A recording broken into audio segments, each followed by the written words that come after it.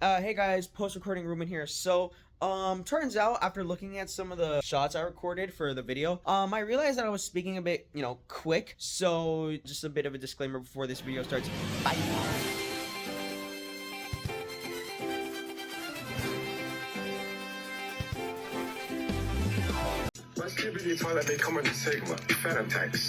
Now, before I get the white kids with fluffy hair mad, leave me alone!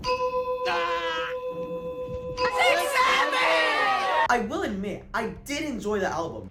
About a quarter of it. I liked Pop Out, even though it sounds like two industrial machines doing it. I liked Emo Jordan, even with his intro. I liked Mojo Jojo. Just like that, Cardi, you know. But let's not ladder ourselves and say that this shit is 30 for 30. Yes, 30. But it's like 15-30, 12-30 if you're reaching. But that's not the only reason why this album was disappointing. You and I are probably all aware of the time that passed from his last release to this release. So let me spin it in a way that you can understand. Playboi Carti basically released his previous album 4 whole Fortnite chapters ago. That's 4 whole years. For the amount of time without dropping, he might as well should have came out with Dark Side of the Moon 2, in my opinion. But we got this bloated mess instead. Anyways.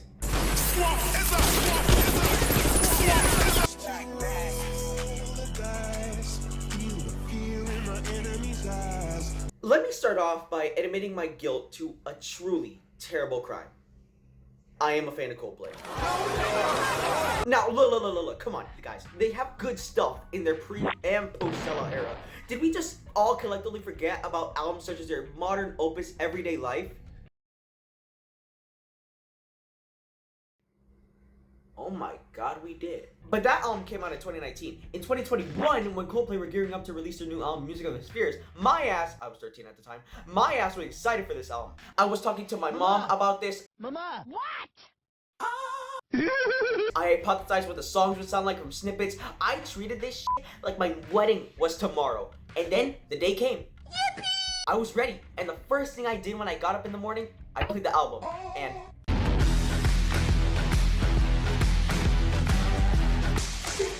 This thing is trash. Now, when it came out, of course, I had some recency bias. And this being from one of my favorite bands, I also thought that this shit was album of the year. But in hindsight, man, this shit is just ass. Being real here, this album is slop, even to Coldplay standards. About 70% of the songs here are misses. Let Somebody Go is soul-suckingly boring. Beautiful, spelled has lyrics at a 3rd grade level. People of the Pride is car commercial music. In My Universe is a collab with BTS. Yes, a Coldplay and BTS collab is canon in this very universe, and it has 1 billion streams. But there's just one more reason why this album is just so disappointing to me. And it's its final song, Coloratura. To put it lightly, this song is beautiful. It is a 10-minute prog rock multi-suite experience detailing the afterlife and one's journey through it. And the final seconds are enough to make you actually shed a tear. But how is it on this album? The one with... I'm not gonna stop bringing that up. Prince. You guys know him, right? Right? Well, after making Purple Rain, the album with the cover you see in a lot of t-shirts, I like money. surprisingly, he didn't just drop off the face of the earth after making that album. He actually dropped several more after that. 36 more to be specific. Which leads us to his 15th studio album, Come. Which, first of all, freaky ass title, so let's just call it C for this entry. So let's talk about the first crime this album commits. Its overall vibe. This album is, okay, let me explain something. Prince, back in his prime, was a bit of a rhymes with Gex symbol, if I could say that, and his music and image embraced it. But when Prince tries to talk smoothly here, a good decade after his prime, it feels less than a man serenading you with his silky smooth voice on songs like Do Me Baby, and it sounds more like an old grandpa whispering and breathing down your neck. Lie down, fair one, and come away. And remember, this thing isn't disappointing because the music is mediocre, it's more disappointing because it's coming from... You know? And I know every album of his is not gonna be Purple Rain, the sequel, but he had to have some standards. The only tracks I can even remember are opener C and closer, Okay, so before we move on to the next entry, let me describe you how this 1.5 minute song goes.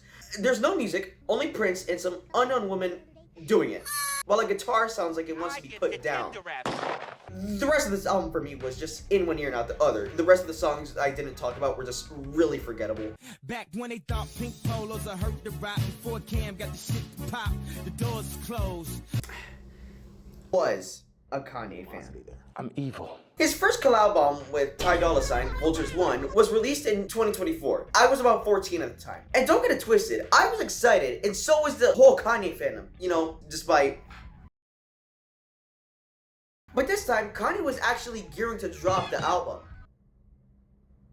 Oh, by the way, just to let you know, even though like 2/3 of these projects would end up being released, none of these dates were true.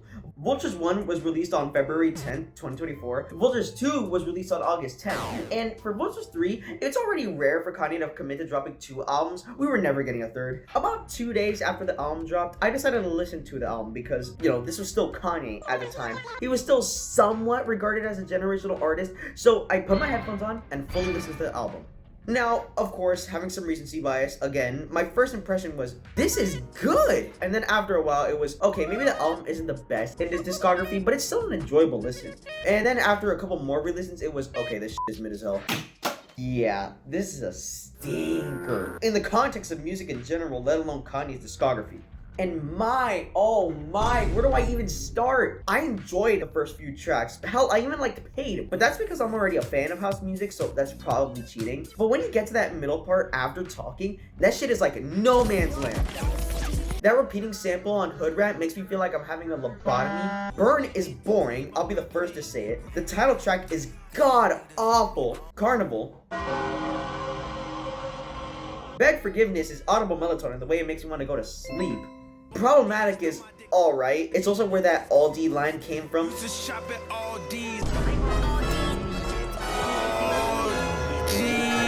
And the final track, King, man, you can just read the lyrics. This album sucks. It sounds like a mixture of pure complacency, ignorance, and that goomer gas, aka nitrous, aka nitrous oxide, aka the stuff that kills your brain cells and that is highly addictive, aka the stuff that Kanye was on during the recording of this album. Hey, but let's all be grateful for the fact that it's better than the music he's putting out now.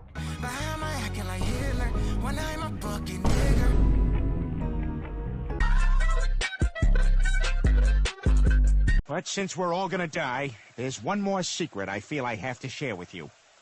I did not care for Brat. What? Did not care for Brat.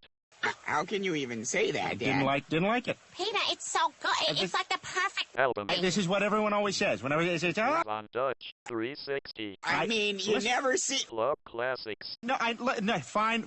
Songs. Did not like the Album. Why not? Couldn't get into it. Explain yourself. So before I list my number 1 entry, let me tell you something. For music standards, and for music in general, do you really want to know what could be possibly worse than our last entry, Vultures 1?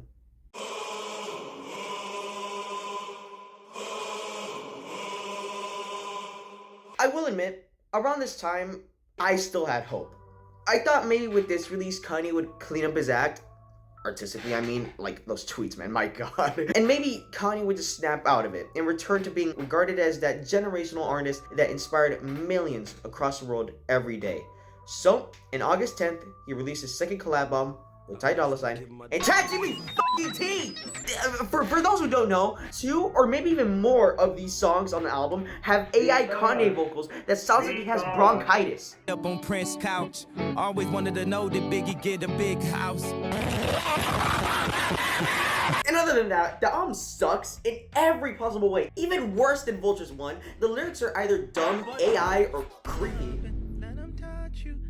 The album sounds like it was mixed on tinfoil, and speaking on a track-by-track basis, Kanye's flow on the intro track Slide is choppy as hell. Time Moving Slow has this lyric. Husband is creepy as all hell. I can almost feel Kanye whispering in my ear and breathing down my neck. Lifestyle is basically the same song, but this time it jump scares you with the sample. Sky City, I'm not even mad, I'm just disappointed. And the final song, My Soul, has Gmod sound effects on the beat towards the end. Need money, got bills, so I chase it, but stay on my dean, cause without it, I'm faithless. Overall, this is Kanye's worst album, and a boring trap album outside of Kanye's discography. And if I wanted to listen to a trap album, I would simply turn off this album and go listen to Mixtape Pluto by Future. And also, after this, there is no fucking way I'm listening to his upcoming albums Bully or World War III when they come out with that KKK Brokeback Mountain Edition ass cover. You gotta be. Anyways, in conclusion,